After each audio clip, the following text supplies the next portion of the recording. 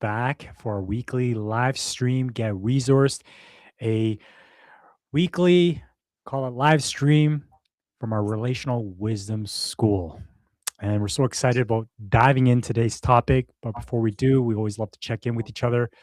What's most alive in you today, Summer? Ah, a general feeling of anticipation and excitement for this weekend. Got a gathering of women, going on a trip to see my dad. Mm, So there's lots of shifts and interactions happening, and I'm open and exciting for what's going to come of it. And mm. Mr. Dre, what's alive in you in this moment? What's alive in me? There's always like anxiousness of whether the stream is streaming to the correct places, Right. and then the brain goes to think of like how to solve it, and because it's been inconsistent. I'm also feeling spacious today. Today is a free flow day. It's been a flowy day, an unexpected day, and so there's also a feeling of anticipation for tonight. I look forward to going to work out and hitting up the hot tub cold plunge and steam with a friend. Yeah, in the sauna and just chat, meaningful conversations. Yeah, so it's gonna be so life giving. Yeah. Okay, yeah, life-giving. And while you're at the gym, I get to hang out with another friend and have a Mm, life-giving conversation as well. So yay. yay! Awesome. All right. And today's topic, ooh, juicy one, right? Juicy one. It's the topic of responsibility. Responsibility. So, what does responsibility, you know, land in you? As you speak about that word, I'm going to throw it to your way. Okay. How does that land Mhm. in your system right now? What does that The mean for word you? responsibility. Yeah. Oh man, it's just heavy.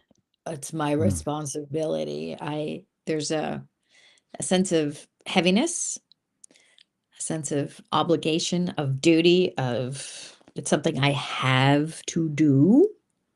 Um, that's typically how I've thought of that word.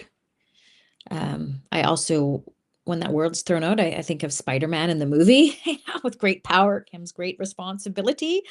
Um, and switching that around, with great responsibility comes great power. But I know we're going to throw a little bit of a wrench in the whole word and thought today. But that's how that word in my history has typically landed in me. How has it been for you, like in your history? Yeah, for me, it was never like growing up, be more responsible. It wasn't like that for me. So I never had a heaviness with the word. Uh, For me, the word responsibility felt empowering when it was oh, introduced to me. Like I have a choice in this. I have the power to choose to lead a life that I want to lead, to steer my own ship. Because for a long time I lived on autopilot. I lived from this belief that my life was under my control whatsoever. It was more of waiting for instruction from someone outside of me to obey, right? And so when I came across the word responsibility, it was freedom for me. It was invigorating. oh, Yeah. curious. Okay. Mhm. Even at the get-go, because I know when we Even at the say that, get-go. So wow. the word that was heavy for me was discipline. Oh, Oh, I gotta be disciplined. I gotta be strong, right? But then what it really landed in my system though, in my nervous system, because I gauge I have a masculine nervous system more so that I thrive on being responsible, that I thrive on being disciplined. Discipline comes easy for me because I see the benefits. I use the gym, for example. The gym was my lifesaver. It saved my life when I was in a dark period. And the gym is essentially in a success principle that you can see. You can see if I worked hard. The muscles are there. The six pack is there, right? No, there's no denying the consistency, the discipline, the responsibility that comes from it. And so the gym changed and rewired my perception of what responsibility was because I saw results and it gave me so much life. It cured me from my depression, from my anxiety. It brought me out of that dark place because like it was in my control. Yeah. Okay, so this is so interesting because I don't know this about you, and I'm confused actually. So, responsibility excited you, and discipline felt heavier for you, but you also appreciate discipline. So, walk me through that because I have a different relationship with responsibility now because I call it something else. But can you clarify that for me? Yeah. I want to say hi to Ariana and Angeline. Welcome. Oh, Thanks for hello. joining us. Hello. Yes. There's So my friend. I get to see her tonight the too. clarity, just to get clear on the question, what was the question specifically? Well, we were talking about responsibility, and I was like, okay, that's a heavy word for me. I've never liked it. It feels like obligation to do all the stuff that you have to do. And you were like, oh, responsibility. I love it. Like it meant choice to you. And I was like, oh, I'm not sure how responsibility becomes choice, except when I change the word for me, response ability, when it comes with this idea that I'm able to respond to things. And then that whole thing about Spider-Man's movie of with great power becomes the ability to respond, and with response ability becomes great power, because if I'm able to respond to any given situation in a clear, calm-handed, decisive, and aligned way, there's a lot of power that comes with that. And I'm all over that.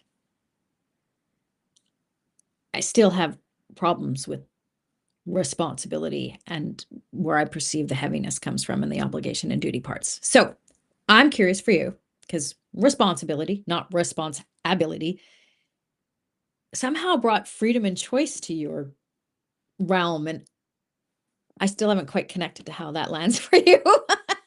And I'm not aware. This is Yeah. new to me. So, Well, it comes with my hey Brooke, great to see you. oh, Um Brooke. Yeah. that each individual human, this is my belief, attaches a certain meaning or story that's based on maybe experiences and beliefs to a word. And so at the time, I was never exposed to the word responsibility from a place of heaviness, of obligation and duty. It was never taught to me growing up. It was Vietnamese, maybe it was in a different form, but I never had any memories around like responsibility being a heavy burden. You got to be responsible for your brother and sister. You got to be responsible for the chores. You got to be responsible for this family. It was never placed on me in that way, Hmm. that word. So when I came in touch with that word, at the time I was living in victim mode. I didn't realize I was a victim, but essentially I was likening it to being a like a paper bag floating in the wind, just floating around, letting the wind carry me wherever the destination shall be.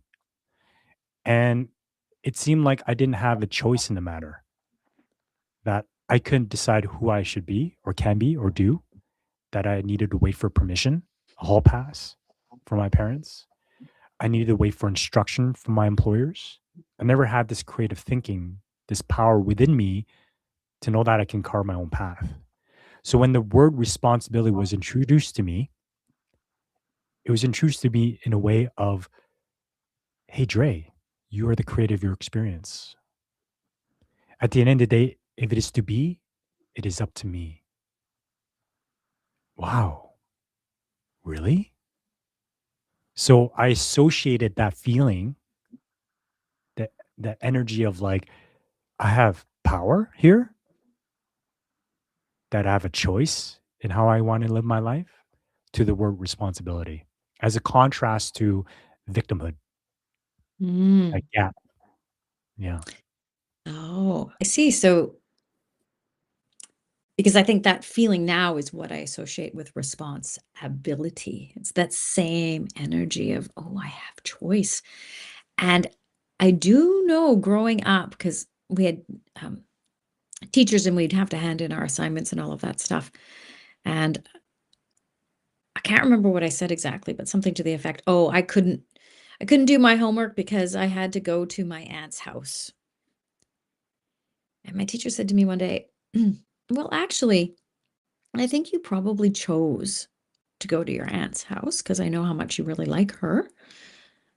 You didn't have to do that. And I just want you to recognize that you have choice at any given time. And that actually blew my mind because I was in the habit of, which my parents and some of the past generations, well, I have to do blah, blah, blah. Actually, nope, I'm choosing. So I can appreciate that, how we've kind of come out of a culture that used to speak that way. And now we're going, wait a minute, I don't have to do anything. I am choosing. Some of the choices aren't super great in some people's judgments, Maybe someone's on life support. Okay, we're either going to take them off support or keep them on support. Those choices aren't so fabulous. But at any given time, we do have a choice. And of course, choosing to do nothing is also a choice. Yeah. So what else do we want to like? If we're coming from Mhm. that place of, oh, I have choice, I have power, Mm, I can direct mm, my life path, I have responsibility and ability to respond to anything that's coming my way, mm, what does that mean? And mm, what power actually does come with that mm. for you? Yeah, as you share that, I feel this spaciousness within me. Like there's no heaviness or burden. It's like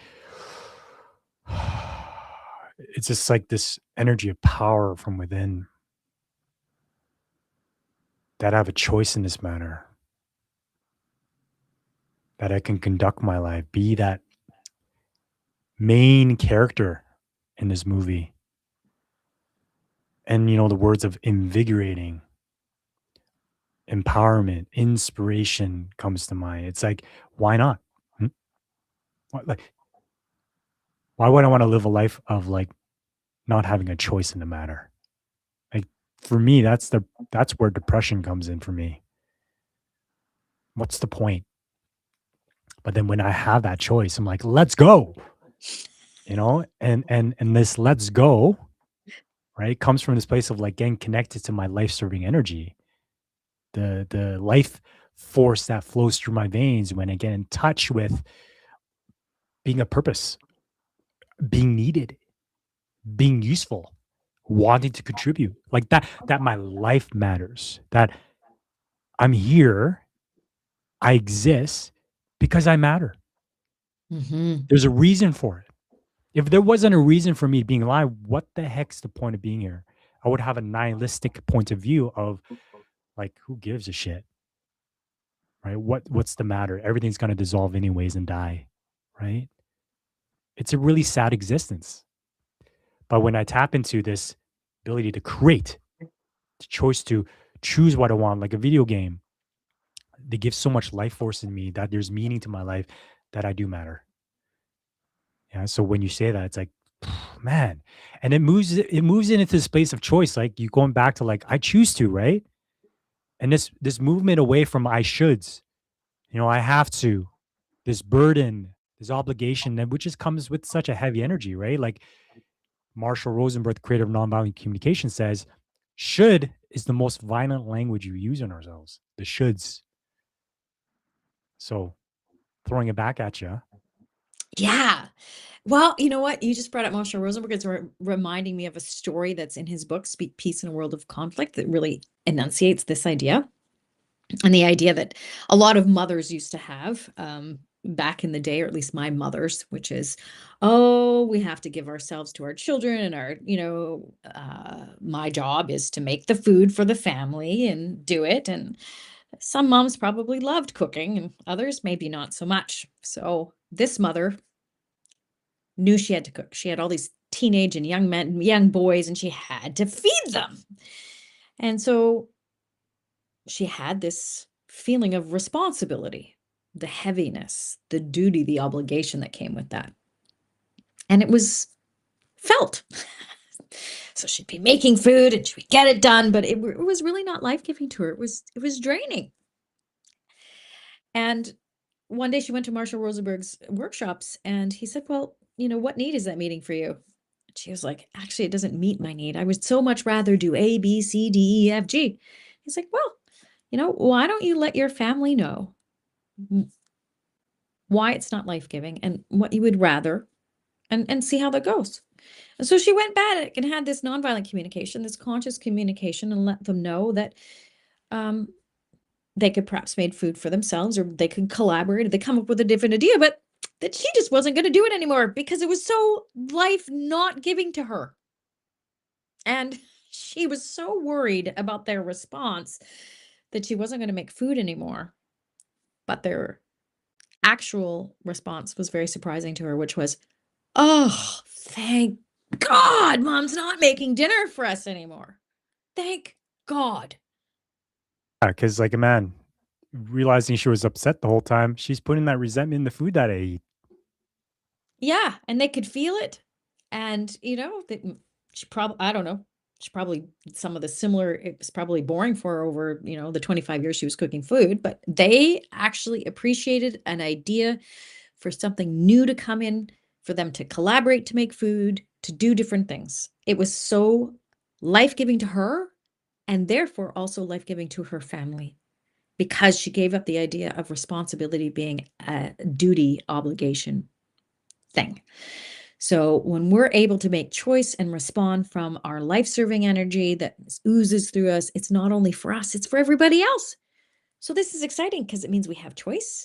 And when we have that choice, which maybe historically is deemed selfish, it actually serves everybody, including ourselves, which makes it so much easier. All I have to do is take care of my own needs, and then everyone else's follow suit. It's a very exciting. Totally. Totally. I find this inherent need for me to create, build, contribute, and serve, which I believe are just human needs in general to contribute, to be of service. And this is tapping into the paradigm of assuming that human beings are generous by nature, that we do want to give out of joy, that that Mhm. contributes to another person's well-being. And when that happens, I gain. I feel so good in myself automatically, don't I? Right? I gain all the good vibes that comes with it and much more. So, how do we tap into this generous nature of human beings yearning and desiring to give? It's kind of moving away from this responsibility, obligation, duty energy, isn't it? This demand energy that for me to be a good mother, I need to do this. I should do this. In order for me to be a good father, I need to provide. I should provide. Right? The shoulds, the have tos, where I start attaching my worth to the things that I do. Right? And then the things that I do, I become resentful for because I'm unsure about what are the needs underneath what I'm doing, right? That are being met or not met by what I'm doing. And we confuse the two. We confuse the doing with the needs. That in order for me to, I need to be a good mom, right? I attach that to thinking that, oh, that meets my need for what? Connection, Connection, trust, a belonging. belonging, appreciation. Yeah. Yeah, but not getting in touch with that first, right? Because now it's like, oh, I need to cook. I need to feed my sons. Well, and because I think some people, especially our friend Stas, hates the word need. And people often associate the word need with something dependent, selfish, and needy. And nobody Oh, wants to be should. dependent, I have selfish, and to. needy. I know, right? So maybe we should define that a little bit, because I know our friend Stas says he prefers to use the word desire. And Rosenberg defines needs. He says needs are words that define the life serving energy that motivates and sustains us. So, who wouldn't want to be needy if it's all about life serving energy that motivates and sustains us? And the life serving energy that sustains me is the same as that sustains you, Dre. Marshall Rosenberg was brilliant, because it took me several years to realize that he had a very non secular way of describing God or source energy by saying the life serving energy that motivates and sustains us. So, there's often a confusion of people between this life serving energy that moves through us, which are needs, and needs, which is like, well, I need to cook, which is more like, well, I have this obligation to cook. And so we use these words interchangeably, which gets a bit murky. So I just wanted to clarify that needs are actually a universal life-serving energy versus the strategies that people have that are different to give them life-serving energy. For me, especially with Andre, I love cooking because he eats everything I eat or everything I cook. He eats it and he tells me You're how a good great it cook. is. Yeah, you're amazing. So I'm like, oh, but when I used to cook for my kid or my ex-husband, I don't like this, right? So it really fuels my need for connection and creativity. But for some people, it doesn't. So my strategy of cooking fills a lot of needs for me. And when I eat everything and all that, what needs of that fulfills for you? I'm curious. Joy, as you're eating, enjoying it, and I get to eat it with you too. There's some camaraderie there, some connection, some meaning, some quality time, which is really my life language. I also like to get in touch with smells and food and the interaction of the chemistry. As you know, I don't cook with recipes. I'm a very intuitive cook. I'm also a very messy cook, unfortunately, but there's a lot that it gives me, especially when people come over too. The color, it's like artwork as well with different colored foods. So it's a cornucopia of a beauty with taste, smell, and color. And then when I get to share it with another human being, oh my God. It's like, Mm, yeah, so much there. That's so juicy.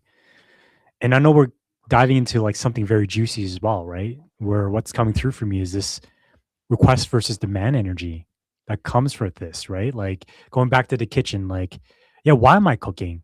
At times I'm like, I notice my mom like perhaps taking on the burden. That's my story. And at times I, sense that there's some resentment. She never wanted me to be in the kitchen. She wanted to cook for me and all that. And I think it's her love language, for sure, to mm, allow me to receive it. I came home the other day and she's like, "Hey, I have some food. Do you want to take some home?" I'm like, "Sure, mom. Yes, 100%." Because I know how much of it, lights her up to be able to do that, right? In a way, for me to receive is a way to give to her, to allow her to give.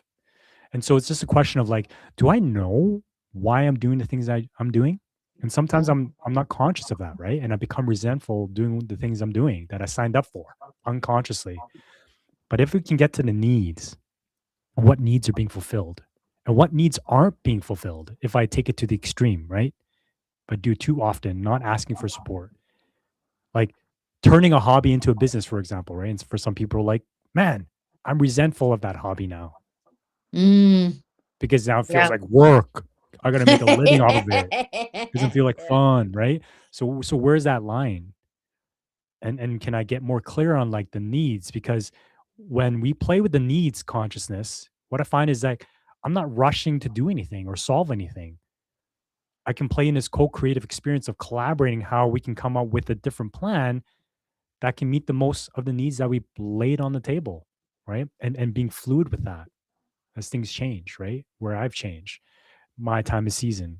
So how am I going to lead this into? Is it like this energy of like moving into this request versus demand energy, right?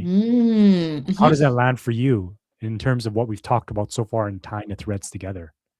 Yeah, well, I'm curious to read because I think Angeline's comment there probably ties into this really well. Um, Curious. I do not like cooking, but I like to be healthy. So, doesn't like cooking, doesn't do anything for, but her needs to be healthy and see my kids healthy. So I work on it, and now I like it more. I'm curious how you got to like it more.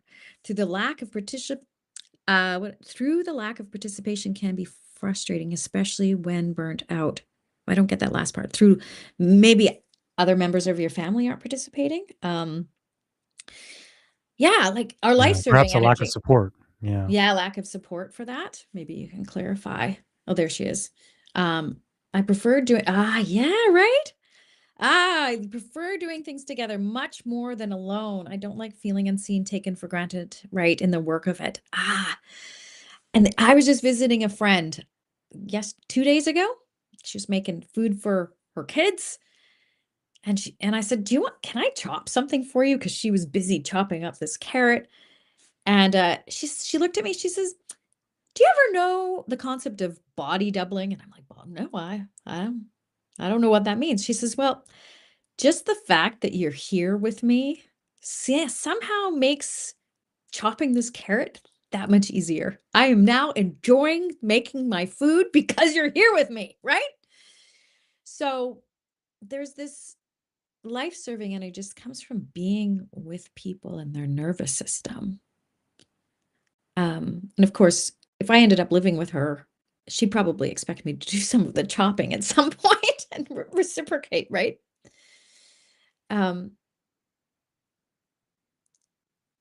and it goes back to what you said, I think, Andre, about human beings have the desire to contribute. They want to. We want to have purpose and we want to belong.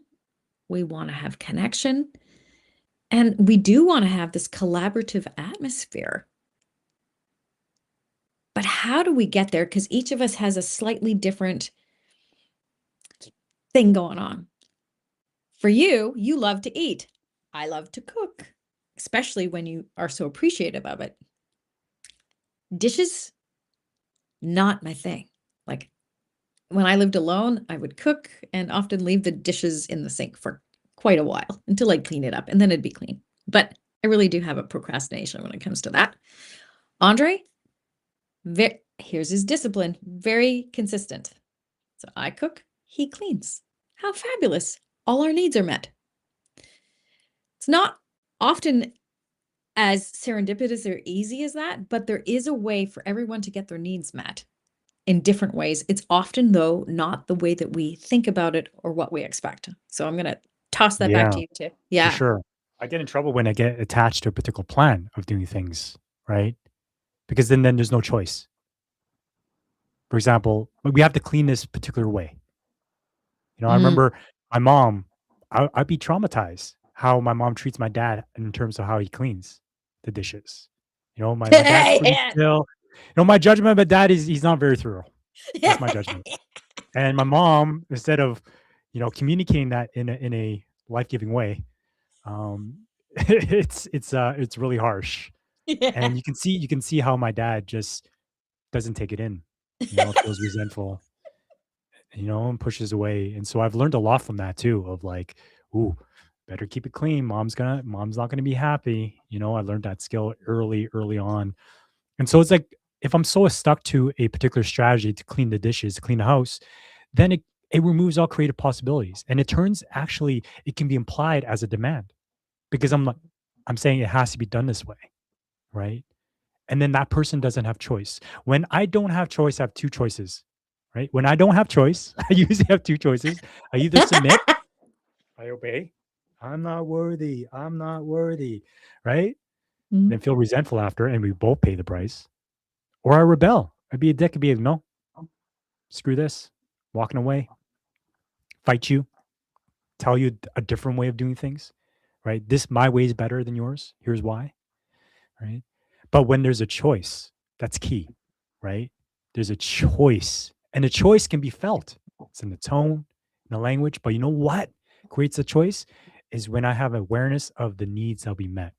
Because when I hear your needs of what will be met through your request, I know the why.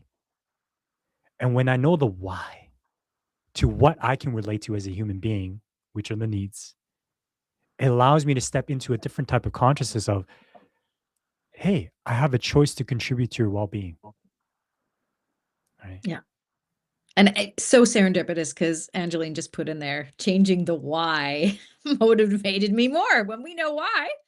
And Carlin's in here too. Hello. And Ayanu, hi.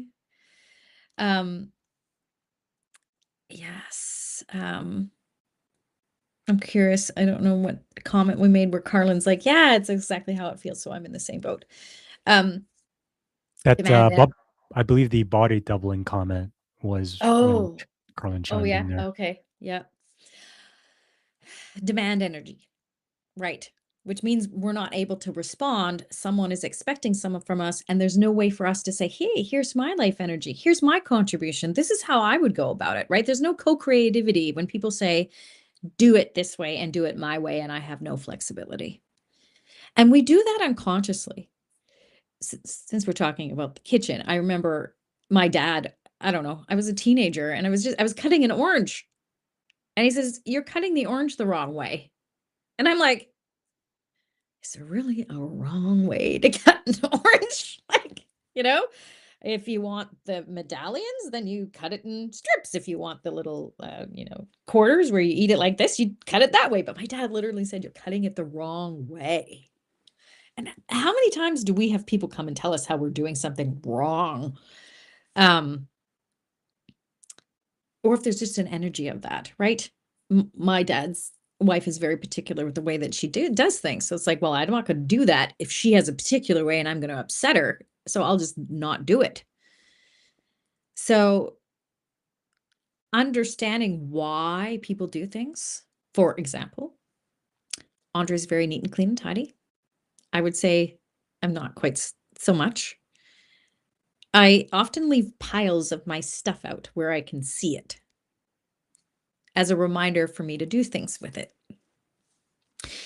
Um, personally, it kind of irritated me because I should be neater and cleaner. And with Andre, and you can speak to that, it irritated you, I believe. And one day I started tapping into what my needs were actually behind leaving my own piles.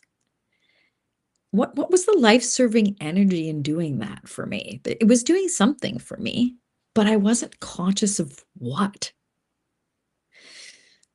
And so as I started to tap in, I teach a process called Inside Out, where we can just tap into any energy and get insight from it. And so I started being conscious of, what are the piles doing for me? They aggravate Andre, and in my head, I shouldn't be doing that. I'm shaming myself. But I just tapped into, okay, what are these piles here? And for me is a sense of comfort, a sense of that a person or something, and I still get emotional thinking about that. Wow. Um, is something is nearby. There's activity. There's human presence alive here in this room. Because Angeline, as you were saying, like, oh man, when people cook with me, it feels so different. It's so beautiful, right? That's what I so desire, community. And Angeline, I know you live close, so maybe we can have a couple of dinner making nights or something like that. But when I grew up, we had this 4,000 square foot home, and it felt empty. And we had a house cleaner, so it was clean and empty. And I was like, hello, family? Anybody? Where are the humans? Like, where's the closeness? Where's the warmth in my home? And you go into rooms and you can tell someone's been there by maybe they've left their coat, or there's a smell, or they've left their empty coffee cup, or something that says that someone exists in that space with you. And another image coming to mind is that Passengers movie where he's all alone and everyone's in their cryo sleep. And for years in my life, I felt like that. Even though there's people walking around in life, I wasn't connected to them. So I was alone and everyone else is in their cryo sleep. Like, could anyone connect with me, please? I feel like this black sheep person, odd duck thing hanging out, even when there were people present. So coming back to the piles, the need that it met for me was a sense of warmth and connection and belonging, and knowing that people and activity was actually there, and it wasn't this sterile emptiness that I grew up with. And once I got in contact with that, which I am now, Dre, how do you feel about my piles? Yeah. I mean, seeking clarity, right? That truly My leads to why. compassion. Your why, you know? Yeah. And before that, when I didn't have that clarity, it was so easy to judge you, you know? I noticed I didn't seek clarity on why those piles were there. I just judged it as being disorganized, as being aloof. And Oh, I took on the responsibility of having to clean up after you, which created resentment. Right. I took this on without even communicating to you. Right. Until this realization that, oh, what needs are these piles meaning for you?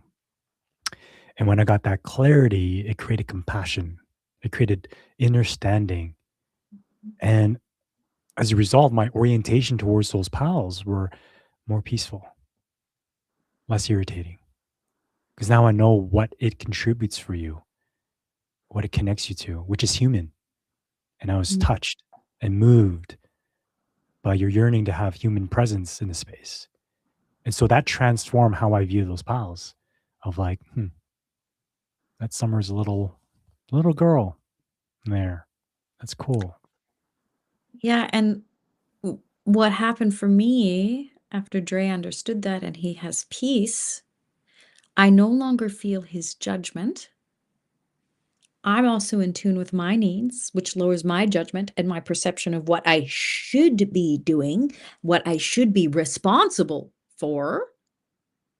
And I'm more compassionate to myself. And as I let that energy go, there's less piles. I'm like, oh, I find it so much easier to clean up because now I have the warmth in my house. I didn't expect that from a man that gives it to me. The warmth and the honoring of my humanness without being annoyed with it. And so there's Yeah. this reciprocity exchange that takes place as we get in tune with the life serving energy and we stop doing things unconsciously and we get in touch with the needs that they're fulfilling for us. hmm Yeah. Mhm. There's something very humbling getting in touch with someone's humanness, getting in touch with my humanness. With those piles, it was you being human. And I became curious. After that shift, I noticed you would place things on the stairs and stuff, and I would get ahead of myself and clean them up. And I realized like maybe it's the ADHD. I don't know, but it was a strategy for you to remind yourself that if it was here, then the next time you see it, you'll take it with you or you'll put it back to where it belongs, right? Because for me, I operate differently. When I think of something, I deal with it right there and then. I put it back to where it belongs, right? So it was a different framework. And because I knew the why behind your framework, when I look at it, I'm like, it's Summer doing her thing again. It's all good. I sometimes just laugh or giggle to myself because of this humanness that I got in touch with, right? Yeah. And Brooke here asks the question, seeking clarity, my why, that will help me connect with others. I'd like to maybe throw it to you to Oh, explore. yeah, the why. When you know your own needs, when you can clearly know why you're doing something, and like a lot of people think conscious communication is like talking to other people. It's actually about talking to ourselves first. I got myself in a lot of trouble when my daughter was here the other time, which was 6, 7, 8 months ago now. There was this uncomfortable feeling in my body. And when we have negatively charged feelings, it means a need's not being met. And so I had this niggle, call them niggles, in my body, and I couldn't speak to it in the moment in a way that was life giving. Um, mm, Eventually, my anxiety took over me, and I kind of blurted out what I was feeling and what I was needing. Well, it didn't come out very well. It came in a text too, which was vastly misinterpreted. Um, had I sat a little longer, because what I needed was clarity and collaboration, and said it in a way where I first deeply understood my why, it would have landed and I would have been way more connected to my daughter in that moment. And as it turns out, I'm still doing cleanup from that. Um, so the first communication and connection is with my why. Now, a lot of us find it hard to find our why because that means we have to tap into our emotions. and our feelings. And sometimes underneath that is what they might call trauma. When our nervous system was overwhelmed, uh, I prefer to call it an energetic stamp. It's when that some energy is too much and we don't have enough support, or we're under supported. There's just not the right kind of energy exchange for our nervous system. And often, as we've been brought up, we take on hyper responsibility for controlling those things, or for pleasing others so we don't get there's a lot of distortions that we've come into. And so being able to be response able is really all about learning what our why is. Because then we can respond to people from knowing our why. And it creates so much clarity for people, for us, and for others. And there's a saying that really resonates with me more and more is that clarity is kindness. When I'm clear, oh my God, it makes it so much easier to respond to other people. Oh, right. And we're busy often making assumptions of what we think other people are based on our own perception of reality. And it's kind of an unconscious thing. So as we start to relate to people and see and ask these questions, oh, clarity brings about so much more connection between people. Hmm. Yeah, beautiful. Love that. And I love to answer this too. Um, this idea that like when someone's not clear on what their yes and no is, then it can be very scary. Because if they're Hmm. saying yes when they mean no, they can feel resentful and project that resentment onto me. So clarity is kindness when you're clear on what your yes and no is, so that I can trust to be with you to honor your sovereignty and your choice in this manner. That you're not feeling guilt or shame from me, whatever stories you have of me. That I'm just here to present something and invite you in, and you're clear on what your yes and no is, and that makes me feel safe in your presence. Right? When I can do what I call a reality check with you, and clearing my stories and judgments of you, and help you add more clarity around that, so I can get to know you better, to have that conversation. And you're right, Summer. Like conscious communication is about how I communicate with myself. I come in with the intention of learning how to communicate with others, right? But actually, it's about how I communicate with me. And when I'm in tune with my feelings and needs, right, that clarity, then I can reveal that, open that up, that through that vulnerability, which can create safety for others to meet me where I'm at. Because if they don't know how to meet me where they're at, there might be walk around eggshells, right? They might assume based on whatever story or judgment they have of me. But if I have the bravery and courage to be like, here are my feelings and needs, and here's a request, that deepens the opportunity for that person to connect with me, right?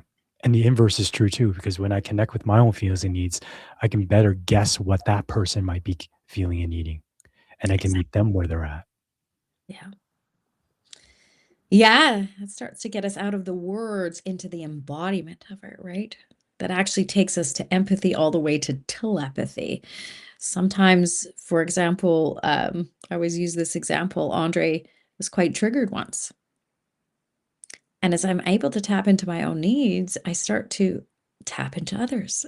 And I noticed one day, oh, the energy's off here. And I could make up all sorts of stories. But as I just tapped into my own body and my empathic or intuitive skills, and everyone can develop these in a relationship, I was like, well, what's this energy? And all of a sudden, this flash of a purple water bottle that Andre had given me flashed into my head. And I was like, and if I was like in my head, I'd be like, well, what's that got to do with this? But I just asked him, I'm like, hey, I noticed the energy's a little off here. Is it about the purple water bottle? And Yes, it's about the purple water bottle. How'd you know? Where is it? yeah. Um, yeah.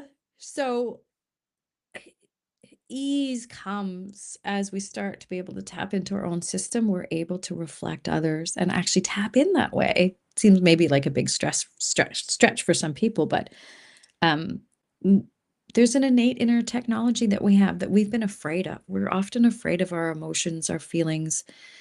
Um, in our history, we haven't known what to do with trauma a lot of the time. So we develop different physical symptoms when we don't feel safe. But over time, as we learn to tap into our inner worlds and it spits us out the other side to a sense of peace and understanding, we start to trust and feel safe inside our own bodies. And then we don't actually need the safety outside of ourselves because it actually isn't found outside of ourselves. It is in us as we learn to be response able, able to respond in any type of situation. That's where true power is found. And I truly believe like that. That's a true marker of success these days. Mm. Especially with interesting times that we're all in right now. Pretty chaotic. With would name it as the fourth turning. Look that up. The fourth turning that we're in, the ending of an age, a Mhm. death of an age to be born into a new age, the apocalypse. So there's a lot going on right now. And that's why being able to have the capacity to build that capacity to be with the chaos, right? That starts with like, how am I with myself, tuning in with myself, feeling safe within myself so I can feel safe where I'm at, right? That is a skill to be developed, right? The ability to be with my anger without exploding or suppressing it, be with, you know, your expression of your pain, the impact I've caused on you without collapsing or spiraling into a shame cycle myself and making it about me, right? Yeah. Hmm. Listening. I think you hit on the key. A lot of listening. There's different kinds, but to be with. Yeah. And what is that? To be with, right? I can see my mind being like, what's the formula? What do Well, I need to and do? yeah, it goes back to what Angeline was saying in the kitchen, or my other friend that I was with the other day. I'm present. That's it. And so, just like my friend in the kitchen, there's as IFS, and we talk about, there's different parts of ourselves. There's always one part that says I should do something, and one part that goes, I'm too tired and I don't want to. So, how do we let these inner parts of ourselves communicate in life giving ways where we can come to this third point or decision that is life giving for all parts of us? And this is just, like you said, developing new skills and tools that we haven't previously been taught, evolving into this presence of being with, being able to respond. And I just want to say and respond to Stephanie. Hello, Stephanie. I saw her put little emojis in there a while ago. Um, and how it really is, as Eckhart Tolle in his book says, it's the power of now. Everything that ever was, every trauma, everything is in our wisdom now, and we have it right here. And it's about tapping in and learning to trust. And what I've seen and what I know to be true, that we learn that quicker when there's another person in the room in that same paradigm of understanding and learning and growing together. We have that body doubling that we talked about, my friend chopping carrots, and how the chopping carrots just felt so much lighter and easier with me just being in the room. Healing is the same way. We can tap into ourselves, we can learn just by the presence of another human being. Yeah. Yeah. I can definitely feel that. I feel my capacity rising when others can hold my pain, my grief, my anger without judging it. I feel Without safe. judging it. Yeah. Key there.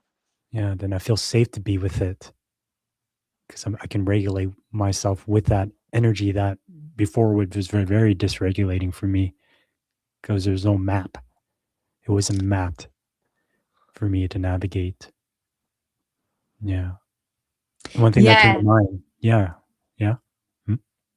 Oh, I just gonna say, like, yeah, maps are useful, right? Um, and maps are, okay, here's how you get somewhere. And sometimes we think, okay, well, we need a map to be inside ourselves. There's a way to formulate ourselves, but also a map is also not the terrain. And I can't remember who I heard that from recently. A map That gives was us an idea. often. dolphin gives us an idea of how to get there. But once we're in there, you use your own skills. Oh, here's the train. I'm now at the mountain. At the mountain, I need this. I need a carabiner and a rope or whatever else it is. And within our own mind and being, there are many different skills that we haven't been taught to allow energy to transform, to communicate, that are completely learnable. In fact, more often than not, we have to unlearn a lot of the ways that we get in our own way to allowing life-serving energy and alignment to be part of our life. It's more an unlearning and a remembering that we have all the tools we have inside of ourselves. Yeah. Yeah. Curiosity over fear and judgment. Totally on that thread of curiosity, one thing I was gonna, name was like removing guesswork.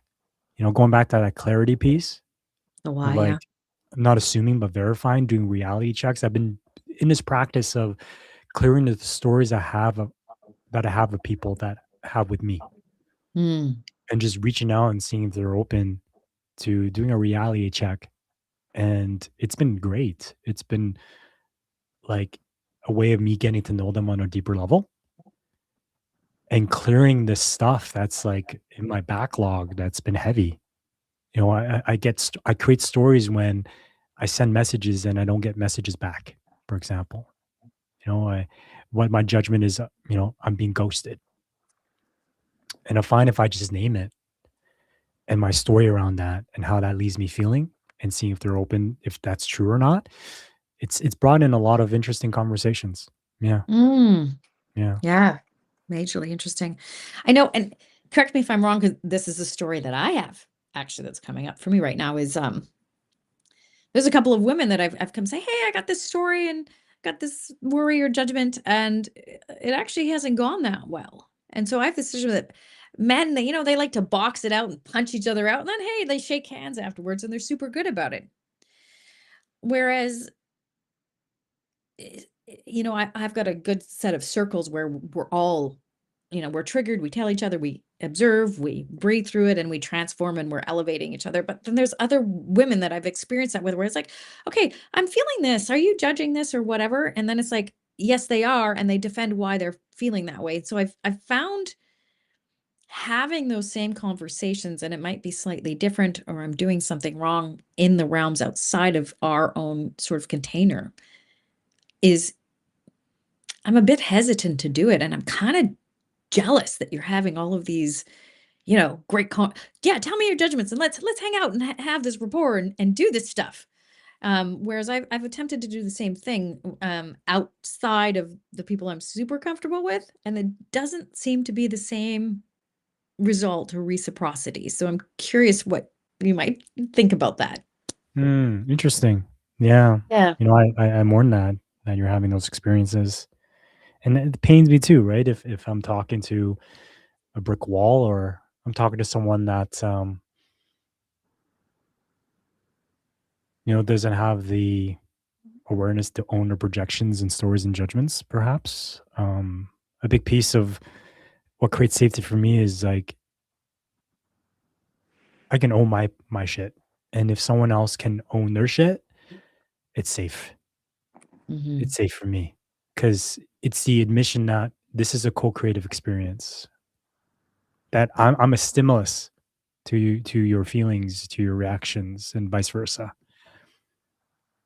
And can Right. I A stimulus, not the cause, but the yeah, stimulus. Yeah. yeah, and can I navigate and heal this story in relationship Mhm. while staying connected in relationship, which helps me build trust, right? Builds trust in humanity, et cetera, build safety in my nervous system that I can have the tough conversation with someone. It's like me getting to put reps in, and that's why I mourn that you're having that experience, because it's so expansive for me, because it Yeah. now helps me approach conflict in a different way. It Mhm. approaches from curiosity, not from shame, blame, guilt. I'm curious. This is juicy. Let's clear the air here. Yeah. So for me, I think it's the willingness of like is this person willing to meet me and I meet them, and the willingness to own the stories, judgments, and projections, and realizing it is a co-creative experience here. It's not all me, right? When I come into a conversation and it's one-sided, then it leaves me feeling heavy. It leaves me feeling like I don't know. I spiral. I can spiral of like, is this me? I can go into a shame spiral, right? It moves me into the space of like I can take accountability and ownership, no problem. Like I find the men I work with take accountability and ownership. They want to, right? They want to. They state it. But then it leads into this story of like, I'm not good enough. It's my fault. Mm, What did I do wrong? I, mm. have I done enough already? I got to be stronger. And it just perpetuates that if we're not careful of like coming in of like, tell me what I need to do better, right? Tell me what I can own. And what I'm getting to this is that in every experience with another individual, it's a co-creative experience here. It takes two to tango. There's both people rowing the boat here in this experience. So if I come into an interaction and it's one-sided, it doesn't feel safe for me. It's like I'm listening to one side of the story and believing that to be true when there's two sides of the story here and they care for both. Yeah, and I wanted to kinda grasp onto what you're saying because I think there can be one-sidedness, right? And how do you know that that exists? Um, and there's that balance, right, between, okay, I'm gonna take responsibility, and I've seen it in a few of our couples, mostly in men actually, that, oh yeah, I want to take, like you say, I want to take responsibility. I want to do this thing. And then they take hyper responsibility. Like they take on everything without some reciprocity from the other side. So sometimes, people take on too little or too much. And there's some flexibility in that. But I have seen, where there are on occasion people who aren't prepared to look at what's really driving them or they're unconscious or what they're projecting on other people in the stories that they have. Um, and yeah, it's heavy. It's heavy. Um, Hmm. And there's mhm, a fear, right? There's a fear of like, there's a part of me just wants my experience to be validated, right? You know, like this pain feels so real, and I have a story that is driving over time, which perpetuates the same feelings, right? mm, And it can be so tricky to get out of that, right? Without the validation to be heard. These are valid needs, right? And one thing I want to bring an element that is so important I discovered is like I could be so obnoxious and be like, I'm the stimulus and all your feelings, all your stuff is yours. I didn't yeah, fear cause that. trigger. Right. And that comes from a place of like obnoxiousness. But if I can move and orient myself from a place of caring for the impact, even though I know I am not responsible for how you feel, I can care for the impact I've left on you. And that's real. And if I can Mhm. sit with that and have compassion for that, really, it creates an opening for us to start creating a shared reality instead of a split one. Yes. Yes. And that split reality is not only between people, but within the aspects of ourselves too. Yeah.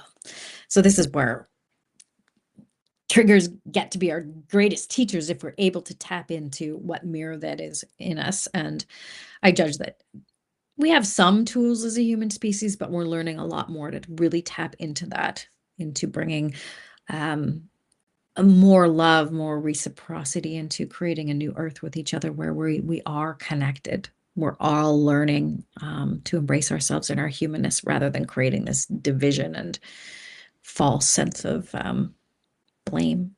We've got some more comments Yeah. coming in. Brooke and Angeline, amazing. Yeah. Brooke did have some questions and acknowledging we didn't address your question, but looks like you answered your question. Okay. Well, I mean, we could explore it quickly. I mean, Brooke asks, is it good to talk to someone who you fear? Um, oops, who has hurt you and you've hurt them? Yes and no. Go ahead, Dre. Yeah, and I mean, it's contextual, right? There's a lot there that I'm not clear about. Like, the question, is it good? What does that mean? What's my intention? What's my intention from that conversation, right? If there's a willingness and openness on both ends, there's an opportunity for repair, right? Yeah, especially with like, I'm fearing this person. This person I perceive has hurt me, and I've hurt them, right? And if there's a desire to repair, there's love there, there's a desire to stay connected, then it's an opportunity. It's such a rich opportunity that calls for conscious communication, right? That calls for my own personal work, because without conscious communication, I can make it worse. I can deepen the wound. I can tighten the knot. And conscious communication is just communicating in ways that just reduce defensiveness. That creates productivity in the conversation so that we can truly hear each other. Be in this compassionate space. What I say is simply conscious communication are words and tools and structures, and much more the consciousness that creates space for compassion. That's key. Without compassion, there's no way we can meet each other in the field beyond the ideas of right doing or wrong doing. You know, anything to add to that? Um, yeah, I mean, just enunciating, it's less about the words. There is a structure to some words and some words that are just, I mean, English is inherently violent. People are like, wow, that's a strong statement, but it really is. And we're just so used to it being violent that we don't notice. But as we start to implement the skills in more the consciousness, the awareness, which comes first to communicating with ourselves and being clear in our own why, it becomes much easier because our energy is felt. We're no longer in a place of shame or blame or neediness or trying to fix or any of the distortions that take away from our life serving energy. Um, and I see there's more questions and comments too. So that's exciting. Hopefully that adds a little more clarity. Just to continue with that thread, I'll just bring up Brooke's comment. So Right. answer my question. Those hard conversations don't have to be perfect. I've been avoiding them because I fear that I'm not right or hurtful or immature. Guilty because I did not bring it up earlier. Or that I was off course. Yeah. So what I hear is this Mm. self judgment, right, of myself. Yeah. And if I were to have that conversation, then maybe perhaps those self judgments are true, which is a future that I want to make happen. So I avoid it. That's one possibility that's comes through for me, Brooke. Um, Angeline says sometimes being an internal processor can be taken wrong too. Mhm. Sometimes it's hard to realize how quiet I Quiet. am or if I'm missed responding in a needed way. Sometimes anxiety makes things inside so loud, it's hard to ground back in the present and around you. Hmm. I have a few friends for a reason, probably. I'm not good at connecting, or maybe come off as someone no one knows what to do with. I have no idea. Mm. Yeah. And as we, start to find people, um, I would have never said, I probably was in a bit of denial myself, years ago about being anxious. And now I'm more aware of how anxious I actually am. In positive intelligence, there's a saboteur assessment, and one of my top ones, and it kind of fluctuates now, but it was definitely a controller. And a controller needs to have things ordered. And the reason why is so that they don't feel so anxious. um, and we have a lot of great skills. So I had to learn how to breathe into and sit in my own anxiety and process. Um, and it was deeply uncomfortable. It was an identity crisis. It was shocking for me to switch out of the patterns that I'm normally in.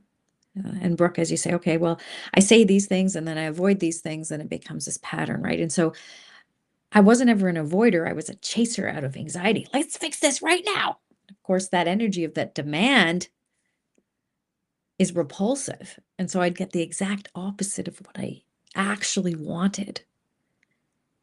And so I had to give to myself what I was expecting from others. So I wanted people to be here and I had to be with myself. And if we reverse engineer that, okay, I'm avoiding that person. What am I avoiding within myself? Because we've been afraid or we've been labeled or judged by others as, oh no, this means I'm whatever. I'm a flake or I'm a judge or I've got some other diagnosis or label that I'm attaching myself to.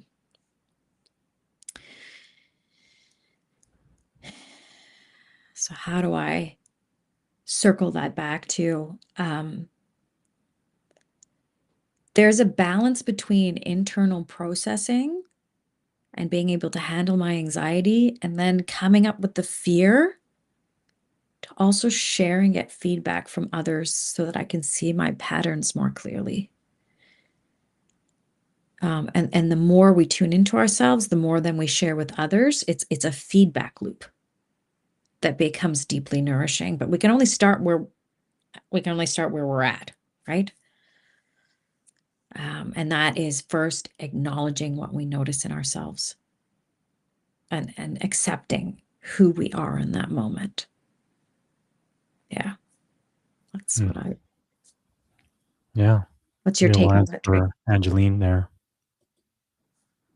Yeah. Mm. Hmm. Yeah, I'd be curious to hear what really landed for you in that, but we're almost coming to a close here, Dre. What else would you say in terms of Brooke and Angeline there, the questions? And thank you so much for bringing the questions. It makes the conversation so much richer. Yeah. Yeah. It totally like just like the immersion, like the experience of being in a group and breathing and sitting with myself, like facing the pain, facing the fear, facing the grief and just presence. And then if I can be held in the way that I'm not judged, that I see being modeled by others, then I start, being in tune with myself, my inner technology, right? Getting the wisdom and the insights that come with it, Hmm. rather than compartmentalizing myself, put it into a hurt locker, suppressing myself, which comes out sideways in other ways, right? I don't have like this wholeness and integrated piece. I'm split in different ways.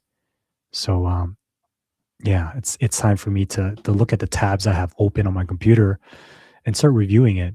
Right? It can be so overwhelming. I have 50 tabs open. The computer is running slow.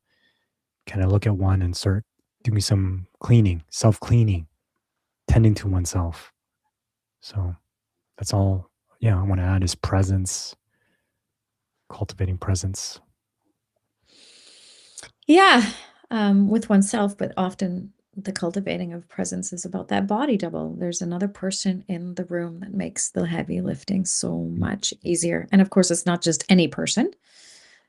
Perhaps it's people that have done the work or that there's something different about there. And there are people that um, that's possible with. I do it with Yeah. Dre in our living environment, and we learn from each other.